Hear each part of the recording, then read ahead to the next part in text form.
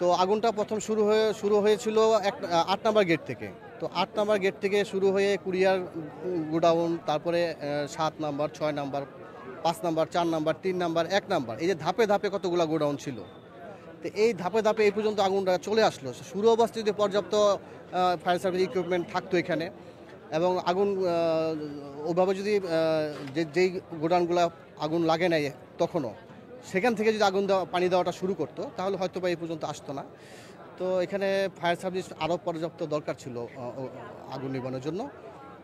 আর এখানে আমার 2টা পণ্য ছিল, শিপমেন্ট ছিল, গত রাতে নামছে গোডাউনে। তো এখানে মূল্য হিসাব করলে ওভাবে অ্যাকচুয়ালি আমি বলতে পারবো না, যেহেতু আমরা সিএনএফ করি। তো আনুমানিক 2.5 থেকে 3 কোটি টাকা হবে। তো শুধু আমার 2টা না, এখানে এরকম শত শত হাজার হাজার আমদানিকারকের মাল এখানে রয়ে গেছে। আর ওই আনুমানিক ওভাবে এটার মূল্যটা বলা যা অসম্ভব ব্যাপার, কারণ এমনও দেখা যায় 1-2 কেজি কেমিক্যালের ওজনও দামও প্রায় 50 লাখ 1 কোটি টাকা হয়ে যায়। তো ওইভাবে বলা যাচ্ছে না, তবে হাজার কোটি টাকার উপরে পণ্য যে পুড়ে গেছে এটা এতটুকু বলা যেতে পারে।